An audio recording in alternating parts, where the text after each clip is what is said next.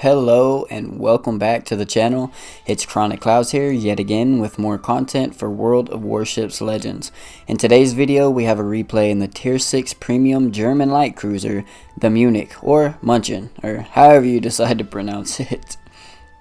We will be starting off with the gameplay itself, which will be followed by the commander build, so if you are interested in that, do stick around till the end. Now, on to this gameplay. So to start things off, one of the first things I can say about the München is it's a very pretty ship. Very sleek. I like the permanent camo that comes with it. Very, very, very nice. It's a very short cruiser. It's not very big. Has some pretty decent speed, as you're seeing. I'm picking up speed pretty quick.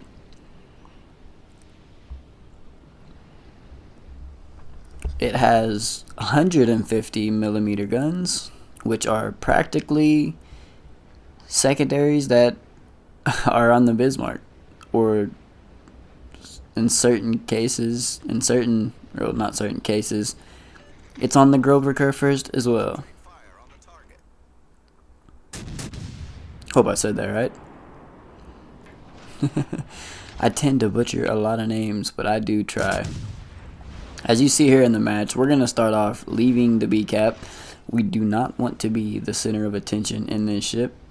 Like all other light cruisers, if you get touched, it usually doesn't end well. Like touched at all. Especially by these big battleship guns, I mean. Right away, you see we have one Queen Elizabeth and one King George.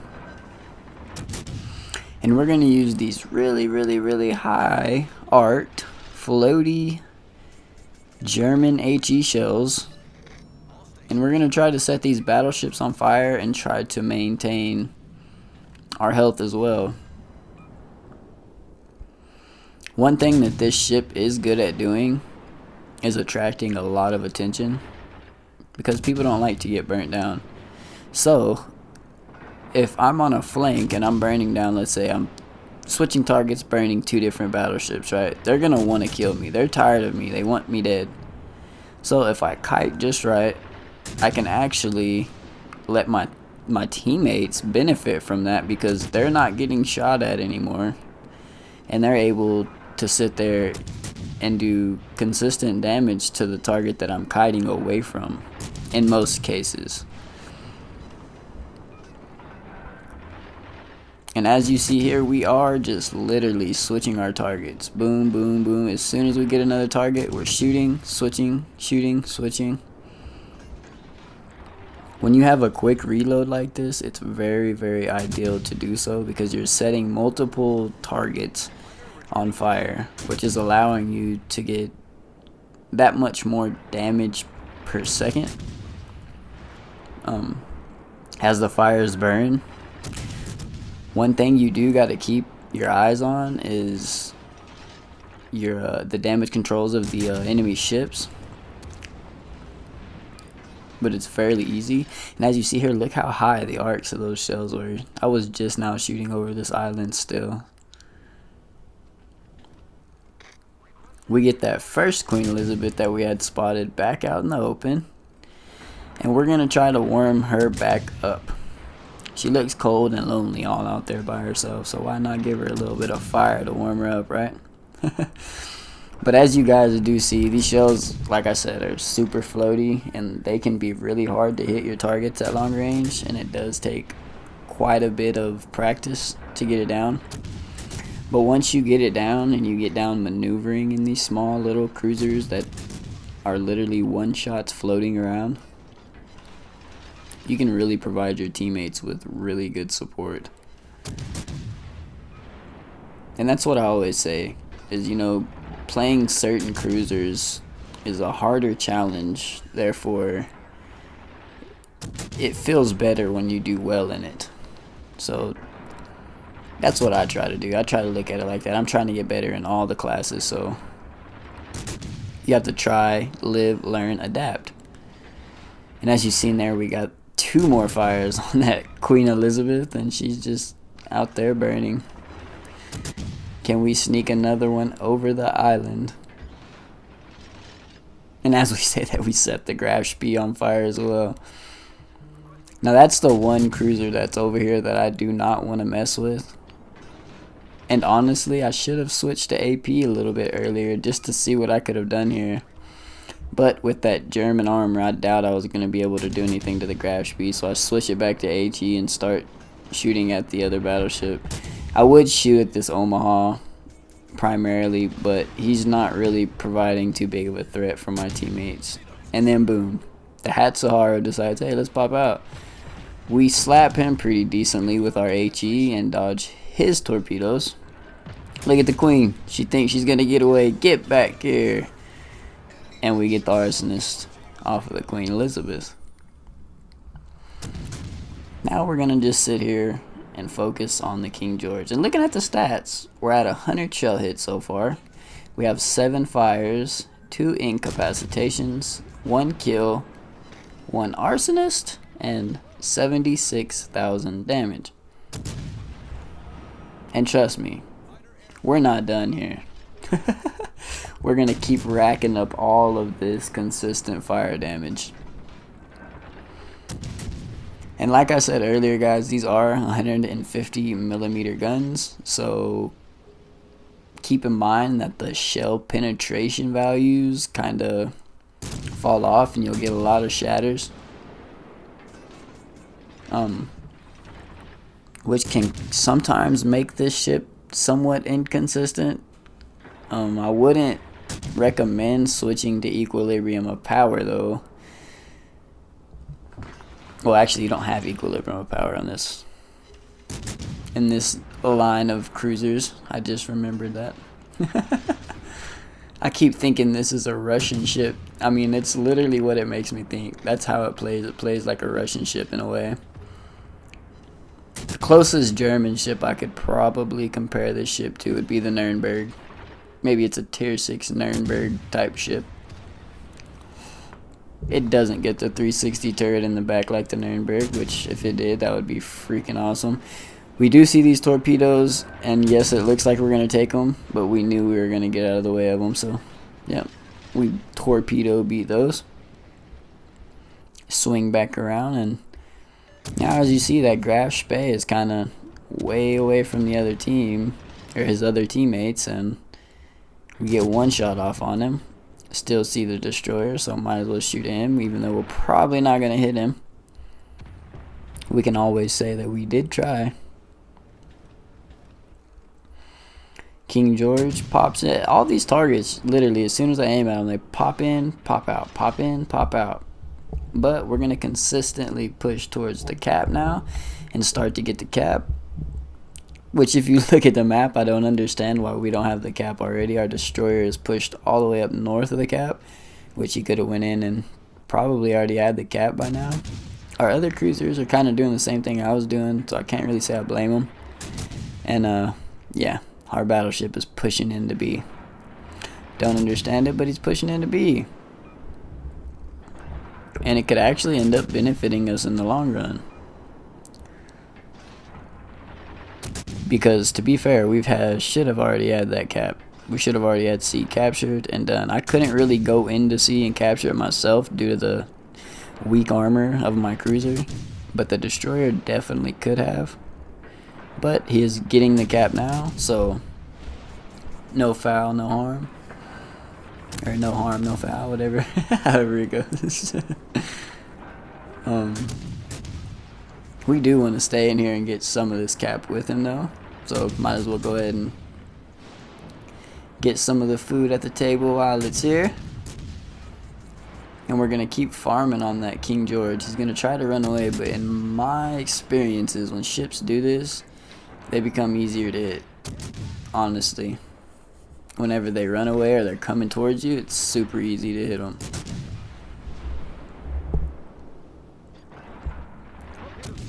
Our battleship that did push into B did cap B. And our teammates on the outside over at A look like they may end up pushing into A momentarily and start capping it, and they do.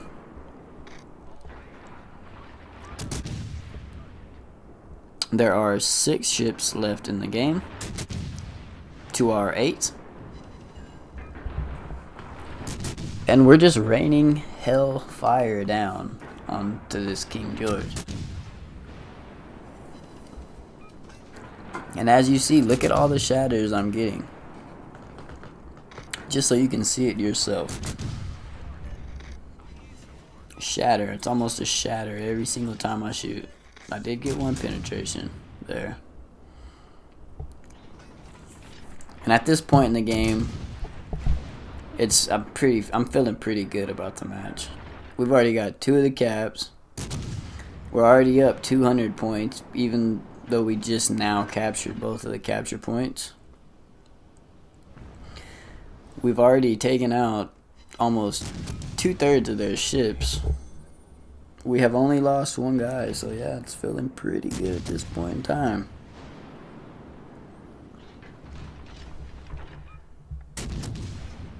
The King George really just pays us no mind, which I guess he wasn't going to try to chase a kite.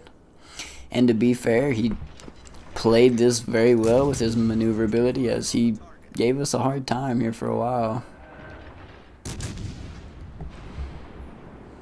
But with this quick reload, it's just a matter of time until what I do is done.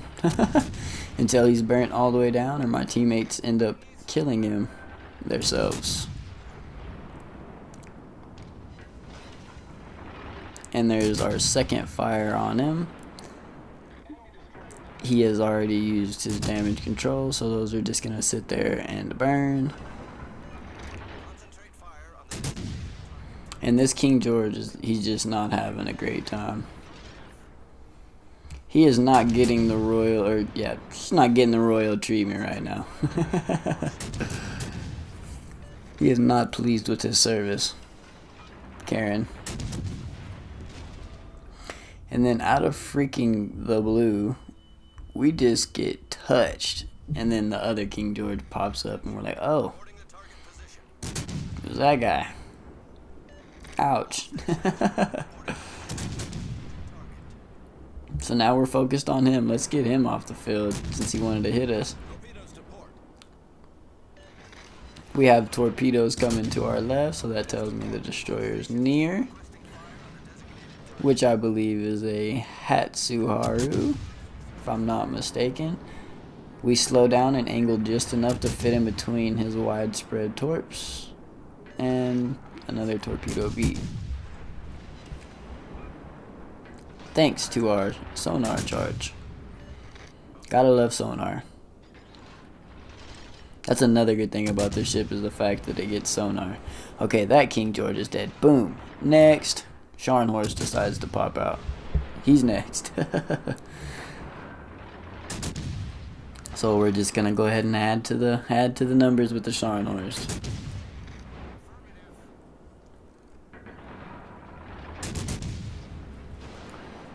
We could have been out hunting that destroyer, but looking at the scoreboards, I mean, he hasn't been providing enough of a threat for me to abandon what I'm doing.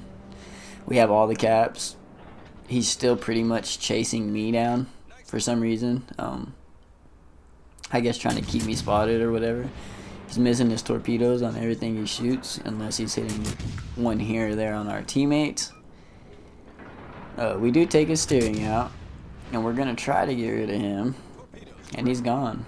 The King George finishes him. Now on to the Scharnhorst, the solo guy left on their team. You are the last hope, and the battle has ended. And we did end that battle on a high note with 131,000 damage, 248 shell hits, a high caliber, and an arsonist with 2,500 base experience. Now let's look at the commander build that we used in the video. We have Karl von Mueller with Andrei Rowe and Nikolai Kuznetsov as inspirations. Our first perk is Beyond Range. Second perk is Igniter. Third perk, Punching Through. Fourth perk is the Dispersion perk. And for my legendary perk, like always, we are running the Refill Station. I hope you guys did enjoy this replay, and if you did, please do consider subscribing for more World of Warships Legends content. And like always, I'll be leaving a link to my Twitch and Discord server as well if you're interested in that. And until next video, guys, we will see y'all later.